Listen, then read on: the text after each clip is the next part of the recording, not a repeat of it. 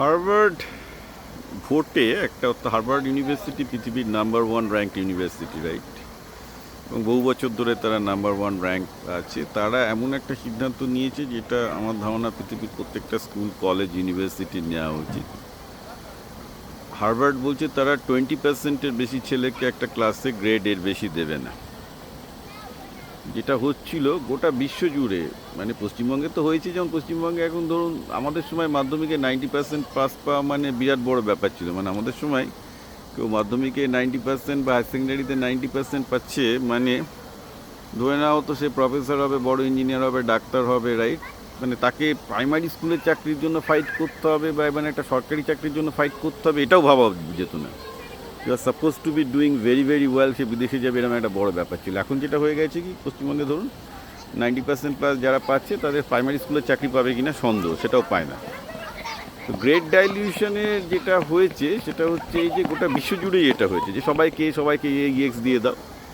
এইটা করতে গিয়ে যেটা হয়েছে, পুরো ডিগ্রির ভ্যালুটাই পুরো নষ্ট হয়ে গেছে, পুরো ডিগ্রির ভ্যালুটাই নষ্ট হয়ে গেছে। এটা হার্ভার্ড বুঝতে পেরেছে এবং হার্ভার্ডের যে পরিচালন সমিতি তারা ভোটে, তো ওখানে ডেমোক্রেটিক্যালি ভোটে ঠিক করেছে যে একটা ক্লাসে 20%-এর বেশি ছেলেকে এ প্লাস দেওয়া যাবে না।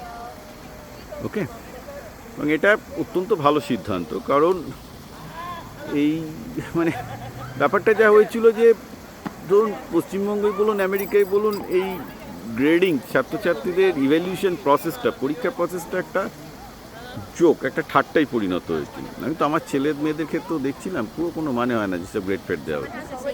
আমি পরিষ্কার দেখতে পাচ্ছি আমার ছেলে অঙ্ক কিছু শেখেনি, তাকে দেখছি সে এ পেয়ে খুব মনে সুখে আছে, সে করতে চাইছে না। আমি আমার ছেলেকে, আমি এটা খুব খারাপ actually, this thing is very bad. আমার ছেলেকে বলছি তুই এটা শিখিস নি, বলে তাতে কি আমি তো গ্রেড পেয়েছি। এবং আমি জানি ধরুন আমার তো তাও ধরুন আমরা একটু অভিজ্ঞ অভিভাবক, অ্যাটলিস্ট আমি বুঝতে পারছিলাম যে আমার ছেলে অঙ্ক শেখেনি। তোকে বলতাম যে না তুই এটা অঙ্ক শিখিস নি, এই করিস নি, আমার সাথে মুখের উপর তর্ক করতো, তাতে কি আমি তো এটা এ গ্রেড পেয়ে বেরিয়ে গেছি। মানে তাতে তো লাভ হবে না, মানে you suffer in your life. যখন সাফার হবে তখন মনে রাখবে যে ড্যাডি এটা বলেছিল। যেসব গ্রেড এ পাওয়া মানে শেখার সাথে কোনো সম্পর্ক নেই আর কি।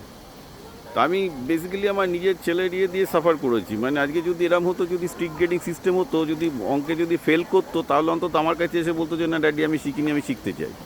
না হলে টিচাররা ওকে গ্রেড এ দিয়ে গেছে, কেন দিয়ে গেছে আমি জানি না। আমি তো দেখতাম যে অনেক কিছু অঙ্ক কিছু জানে না, অনেক কিছু শেখেনি। তো এরকম অনেক ছেলে মেয়ে আছে সব গ্রেড এ পেয়েছে, অথচ কিছুই শেখেনি, অথচ তাদের ধারণা তারা অনেক কিছুই শিখেছে।